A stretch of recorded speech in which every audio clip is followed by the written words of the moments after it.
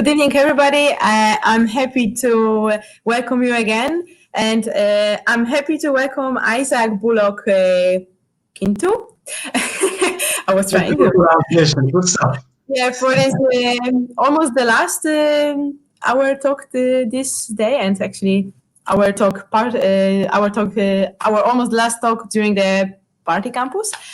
Yeah, I will give you just a stage and with beginning of with your beautiful song which you sent me, so I'm going to play it. Thank you. Looking forward. And please tell us about your vision of connecting and how COVID is changing us.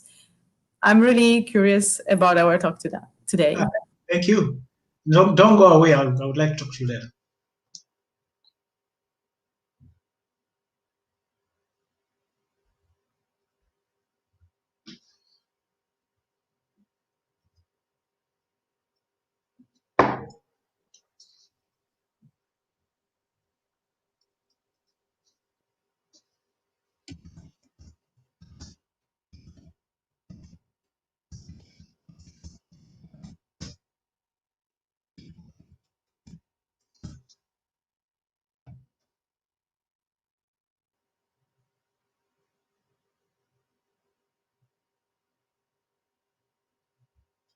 Wheels of essence, AI, technology. Without the wheels makes no sense. Ubuntu, Ubuntu, Ubuntu.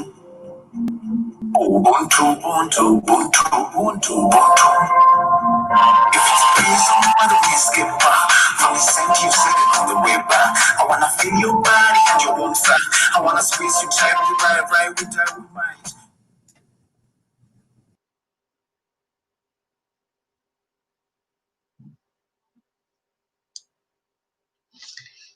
All right. Thank you for having me. My name is Isaac Bullock Kintu. I'm a creative strategist, but also a musician. So it's a combination of the two things which I really love. And it's a reason why I've been invited here. So I've been living in the Netherlands for the last 20 years. I originally come from Uganda, born in a small village called Bundibujo, and spent more than half of my age is actually in the Netherlands. That's where I'm living right now. And today I'm here to talk about a few subjects which I think are really important to everyone now, hopefully. Because I would like to ask actually, what did you guys do when you heard like for the first time that we were going to be quarantined, that everything was going to be closed and we had to stay in our houses for nobody knew because nobody had an idea what was going to happen. I would like to hear some views on what you guys did, because for me it was like I was paralyzed at first. I was like, okay, what am I going to be doing? What's going to be happening? So that means that you go and look for some information. You start talking to different people. You start reading a lot to see what is the future, because the safety net or the things that we took for granted are no longer there. And so what I did is that I jumped and started reading, and I was like, okay, my gigs are closed. I had a lot of gigs which I was going to be performing this year. Everyone's calling it off. My job is no longer available. What does it mean? What am I going to be doing the next time? So, but luckily, in the time that I was reading all different stuff, I came across a gentleman called Matthias Hawks. And what Matthias is a futurist. And what Matthias came up with a very cool column of article which he called the post-corona world. So I was really interested, and I went on and read it. And what he actually says is that the way we see the future right now is that we're always looking for prognosis. But how about we turn it around and not look in the future, but look back from the future? And that was so interesting for me. Like that, I went on and read the whole article. And what interests me is that he said, when you look into the prognosis, you only see dangers.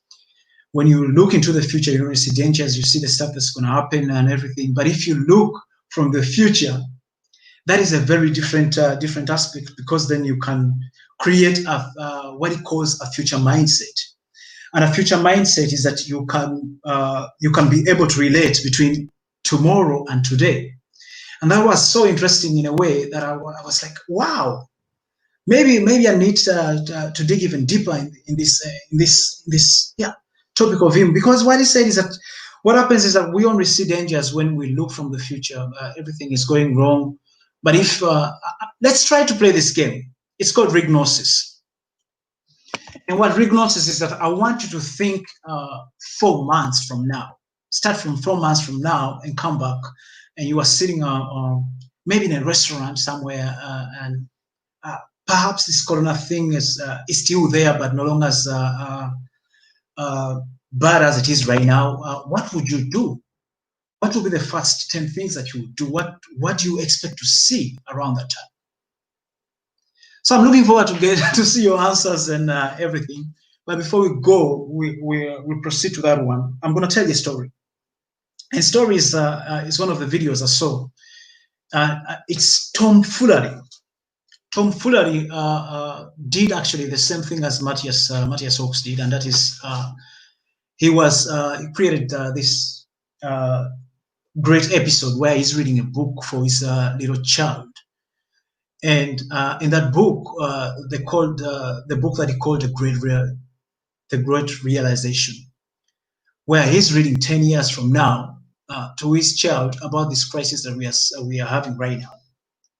And he was reading and he was telling the child that, like, listen, something happened.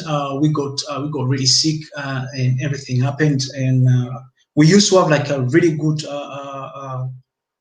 industry and economy. We could get whatever we want, but our greed made us actually take so much that we forgot about the environment and the climate that we're living in, and that made us sick in a way that viruses and diseases came, and we had to go into lockdown.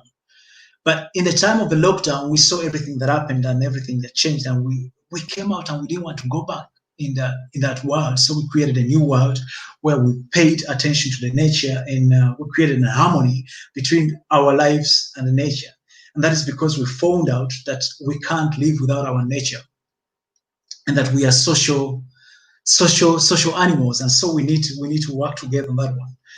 So, but the child asked, why did it take you so long to realize that? So Tom reacted and said, "You have to get sick first, my child, to become better." And so, knowing that, I think now it's time to see what we can do to improve everything that is happening, because this is now the time. If there is going to be any change, if we want to create any change, this is the moment. But before I proceed to give you more on that one, I think, Aneta, are you around? Can you play me a video? I'm going.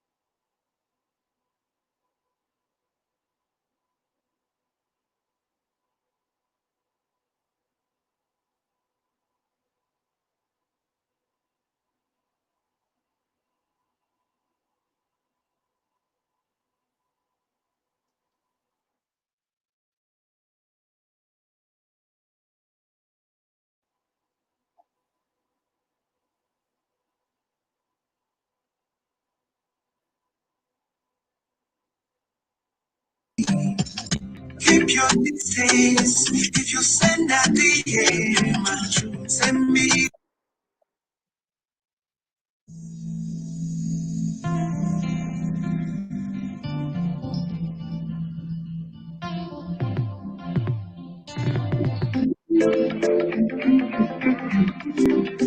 Oh mama,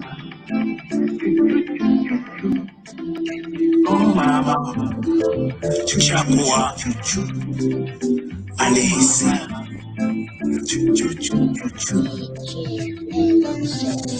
COVID-19, turn the world all upside down. No mkaka, no mwavu, we are all being affected.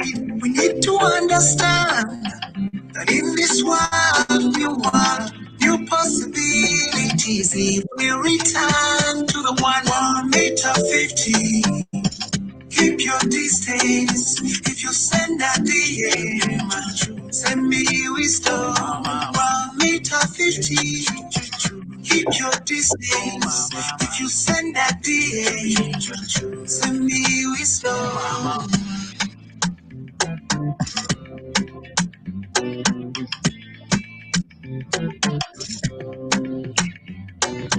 We should be united in the war against the disease. Moving forward, go within. Love the skin that you own.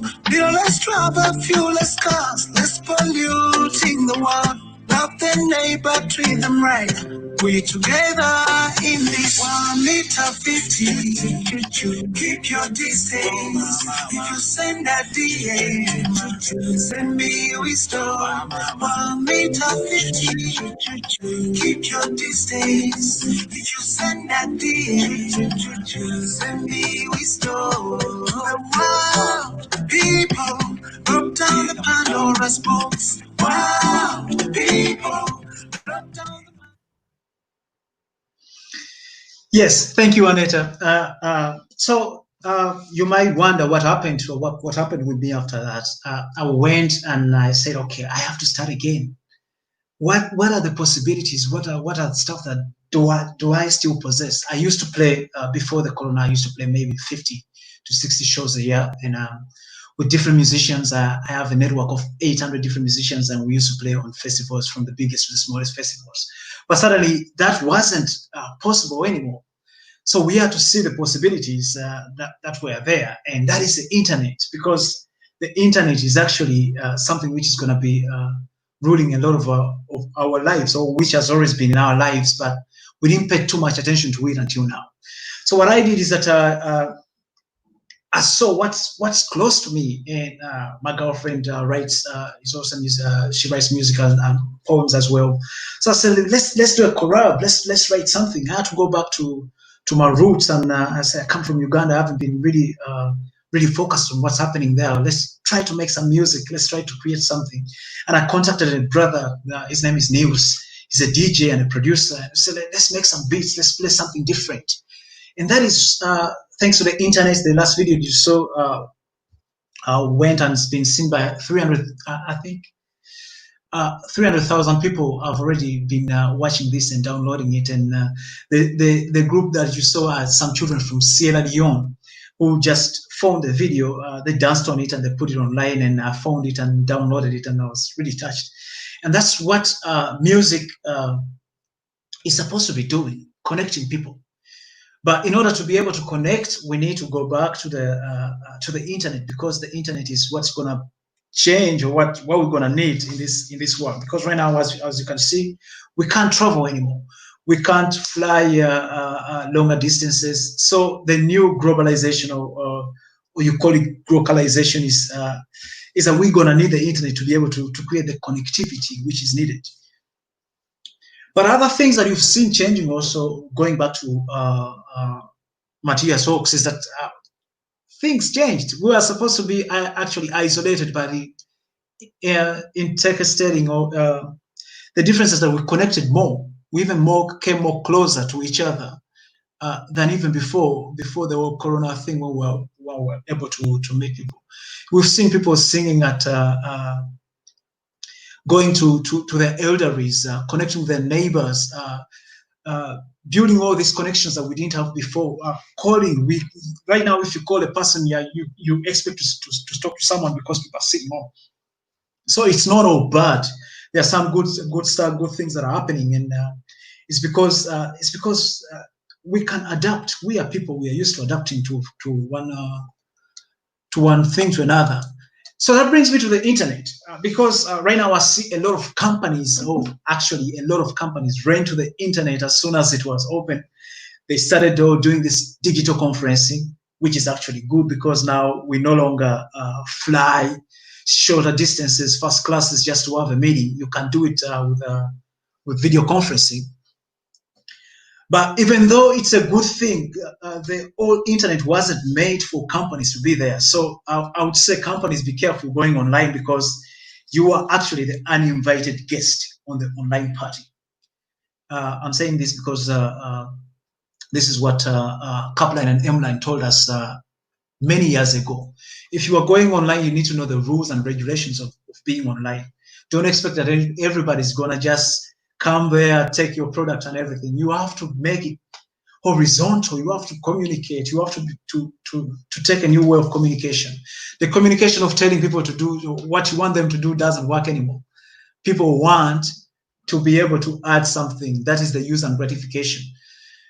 Because with use and gratification, they have a lot of choices. You are not the only company which is online right now. There are a lot of companies online. And as long as your product doesn't match the rules and regulations online, you will be ignored.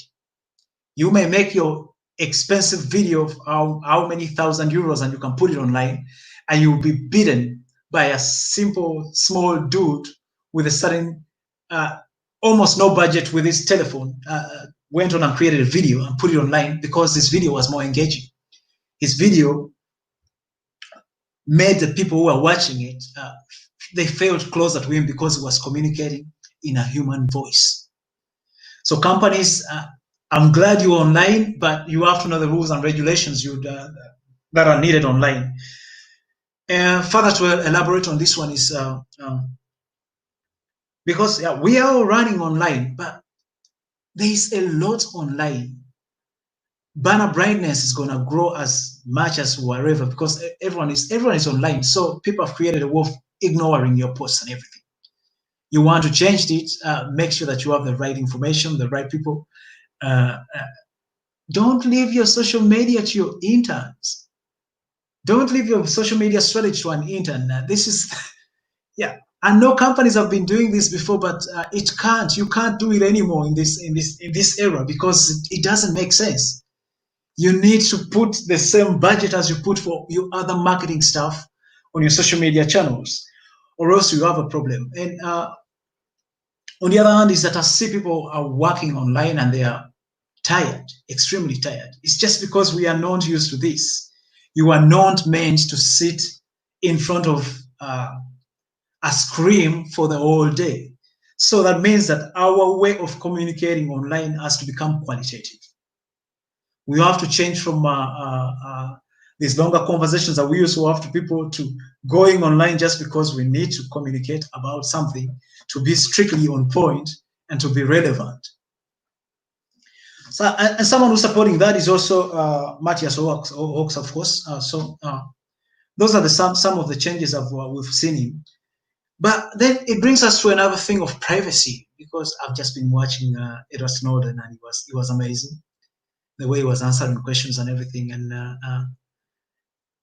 I've also been watching Professor Yuval Harari, and he has also his views on how we're gonna deal with privacy. Because right now the governments are telling us we have to choose between our health or our privacy, and that bothers me. So before we proceed on that one, Aneta, would you like to play that song for me?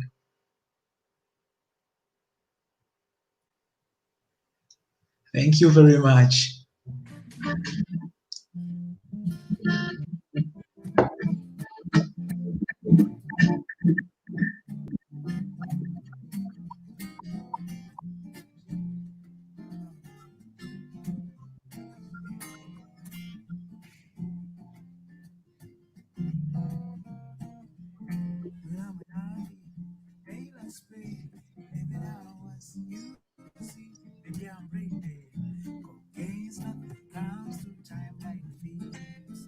Living in a world that moves too fast, conversations are too far gone.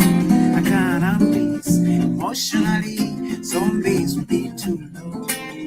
Cell phone, social media, cell phone. But the companies got my privacy. Internet prison I am. Cell phone, social media, cell phone. But the companies get my privacy. Internet prison I am. Solo.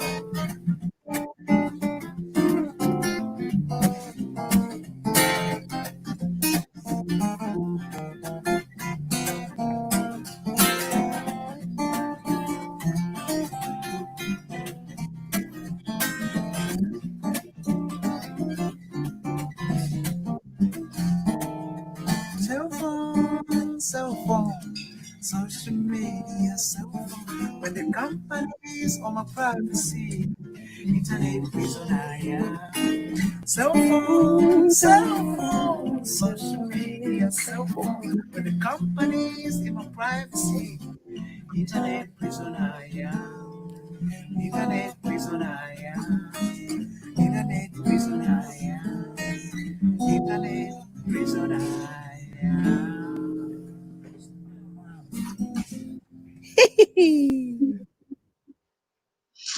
Yes, thank you, Annette. So I would like to ask you a question. How many of you are addicted to their telephones? I don't know. You can answer in one of those live chats if you are really addicted to your telephone. I can say, like somebody, they say when you go to an AM meeting, the first thing that you need to is to admit that you have a problem. And I'm going to admit you that I have a problem. My problem is that I'm addicted to a telephone. And that goes for everyone around us. But what that means is that the information that we receive, or the companies that are using us as products, we are the products. We are the products right now, because we are the people who are spreading their content and everything, and companies are gaining a lot of money. You can talk about Facebook and everything. Everyone who's involved, they are getting a lot of money because of our information that they share and they spread around. And to that point, I think that we've reached a certain moment that we are so addicted that we don't have the possibilities to make the right the right judgment of what we put online and what we don't put online. And who's protecting our data? Who's responsible for our data? So that's another question that we need to ask ourselves. And like when the government is telling you right now, you have to choose between your health or your privacy. You don't have to choose for anything. Both can happen, but it's just that we have the government has to understand that we are responsible people who can take care of our information, given the right things. And that brings us to the thing that, like they say, a Friedman once said that we can only change. The only change that can be done is after a big crisis or something that looks like a crisis. And in order to change stuff, we have to look also at the information which is available, the ideas which are available. Tim Berners-Lee has a very cool solution for privacy, and that is Solid. Because with Solid, if improved and given like the chance to be able to be given out, is that I will be able to have my little how do you call it? My little storage with all my information which has been put out, and I can decide to whom I give my information and why I give away my information. So I think that should be at least researched. We should research such certain stuff like that, because if they are available, why can't we use it? Why is nobody using it? Since like old paradigms that have been changing, I've always come to creative ideas which were already there. This was one of the ideas which people saw and maybe thought it wasn't possible then. Well, now it's possible. Let's put it out there and let's try it. Let's test it. Let's see what's happening out there. So that's my view on privacy, because eventually, like I said, you are the content, we are the content, and whatever we put out there, we are so driven by the little stuff that we get from the internet, the simple videos, the jokes and everything, that we care less about our privacy because we don't have other alternatives. That's what's been told. That's what people are telling us. But there are some alternatives, except that nobody's like getting in there and giving them an opportunity. So give them a chance. Give them a chance, and if it fails, it fails, and we can move on to something else. And so comes the last title, or something that I would like to talk about, because I said we are actually going towards an open platform. The world is going to be an open platform. We're going to have to do a lot online, and we're going to have to do it qualitative, because sitting for hours behind the screen, we are not meant for that. We're going to have to do different connections and different stuff. But in order to be able to do that, we're going to need to get a creative sector in conjunction or in collaboration with some experts to give away the information. Like, for example, one of my last projects I did was for the municipality of Amsterdam. They have difficulties reaching young people. They say we can't reach them, we don't know how to reach them and everything. I said, but those people, they have influencers. They have some role models that have been following. For them, they are their role models, but you don't see them as role models.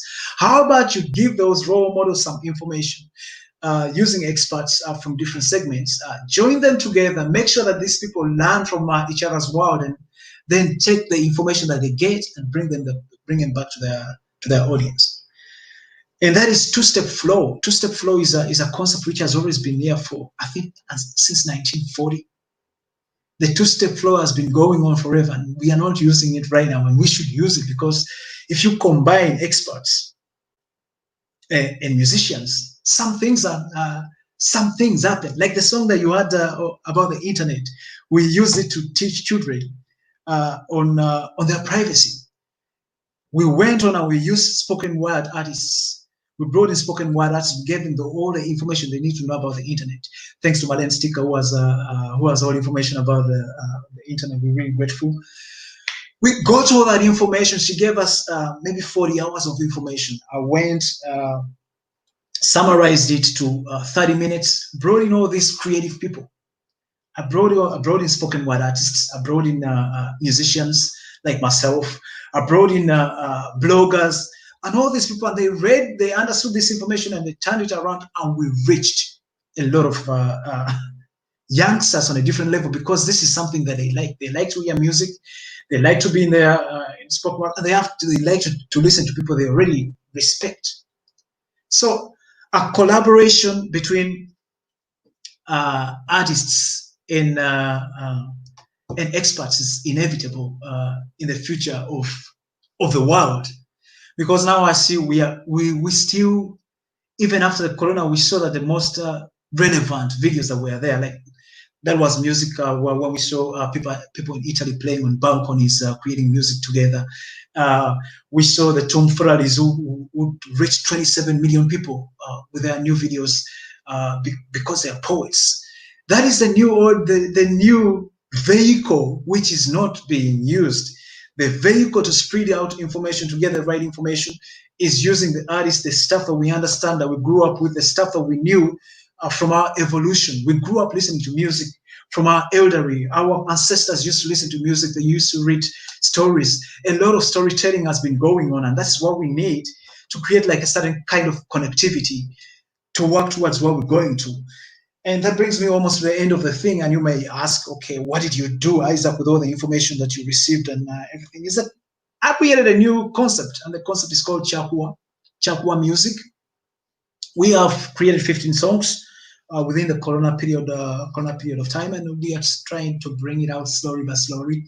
You can check it out anywhere. It's Chakwa Music on Instagram, on all different channels. You can find it. We have the two-step flow, which is there for the children. I've been working with a group of artists in a concept called Daring Do, created by Sandra, where we say, okay, people, you are all busy, you are working from home, and it's really difficult to do everything that you need to do. How about we can help you by taking your children and teach them another, let's say, another language that they didn't know before. We have children who are learning music. We have children who are learning to draw. We have children who are learning to do all this different stuff in conjunction. People who are working now, they have their free time, while children are learning other stuff that will benefit them in the future. That is Daring Do, something to look up for.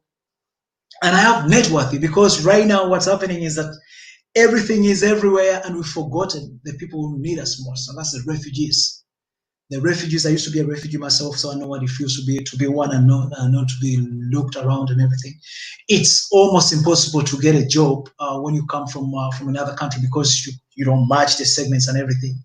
With Networthy, we're trying to bridge that gap between employers and refugees, or I call them experts. These are experts. The whole using of refugees It's just another old flaming stuff. These are experts. These people are ready. They are resilient. They are driven. They are ready to give you everything that they have to create to create a new product for you, or to create different products to fit in your company, to make to help your company prosper. And that is networthy.nl. Last but not least is the word and off, where I collect all different musicians or different friends who come from different places and everywhere. And we come together to make music. We make music and we use music because we see music is more than entertainment for us. Music is a vehicle, is a communication marketing vehicle, which is needed everywhere. So I've been traveling with Professor Eric Skyler to talk about the use of music, and we are the next doctors. Treat us like that. Treat us as such. Pay us what we deserve. We don't ask too much, but if you decide to go on Spotify, don't take a song for 0.00 cents. That doesn't make sense. They sit a lot of creativity in it.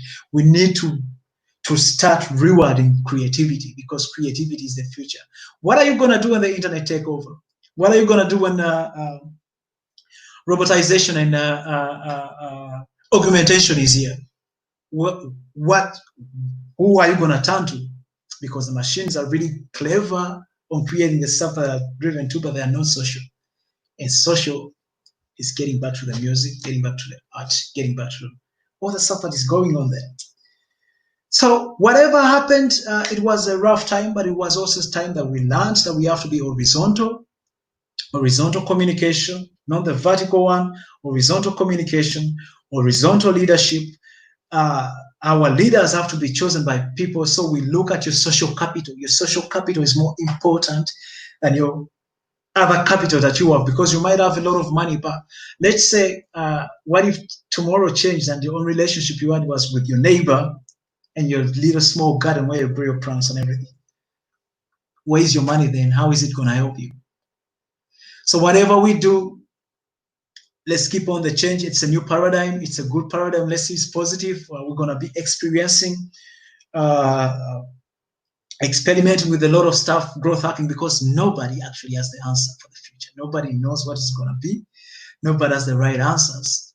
But if we experiment, if we do a lot of growth hacking and use a lot of creativity, of course we will survive, we will prosper like always. My name is Isaac Bolokintu. Thank you for having me. And I hope to see you somewhere soon. Follow me around. Cheers. Thank you, Annette. Yeah, let's take a song also. Yeah, I think there's still one beautiful song to Yeah, play. let's acknowledge, because it's important right now, especially with the, especially with everything going on, the Black Lives Matter argument and everything. If we're gonna survive, we're gonna have to be together, and that means forgetting our restless, forgetting all the stuff that we are having, and connecting together. And this song is an old one. It's it's an Husun. Yusun Duru wrote this song a long time ago with Nina, and it's an amazing song because it's so relevant right now. It's more relevant than ever. So thank you. Yeah, I played the song before. I would like to really thank you a lot for your for your talk. I'm really impressed by how you're like matching and trying by music explain people, also like using your profession in music. That's really amazing. Thank you. And yeah, I really like this idea what you said about like how to help kids to realize about the technology privacy by music. That's great. I think it's really impressive. Yeah, I think yeah. Thank you a lot. I don't see any comments, so yeah. Almost everyone get gory now, or people are just outside enjoying the sun and everything, which makes sense as well, because we don't get too much sun in this country. Yeah. It's actually beautiful weather today comparing to last week. Yeah. Yeah. Yeah. Pretty much. Yeah, I will play this song of Chakua music. Chakua music. That's very good. Yeah. Thank you a lot to being a part of our campus party and for your inspiring talk. Thank you for inviting me. Yeah. See you soon. See you soon.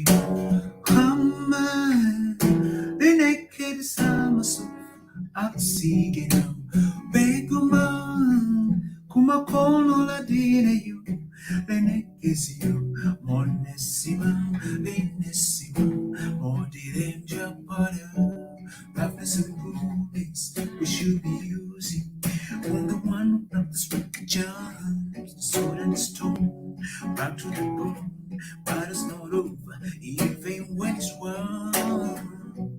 And when a child is born into this world, he has no consent. But the total skin is living, it's not a second. 7 seconds a week, just as long as I stay. I'll be waiting, it's not a second. 7 seconds a week, just as long as I stay. I'll be waiting, I'll be waiting, I'll be waiting.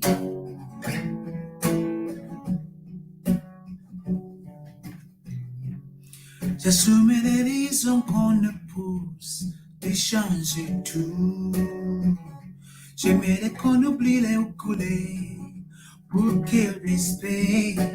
Beaucoup de sentiments, de las qu'il faut qu'il respecte. Je voulais prendre pour les amis pour parler de lui, open de lui, je voulais pour faire filer les enfants qui ne divisent pas. Danger, 7 seconds away, just as long as I stay. I'll be waiting. It's not a second, 7 seconds away, just as long as I stay. I'll be waiting, I'll be waiting.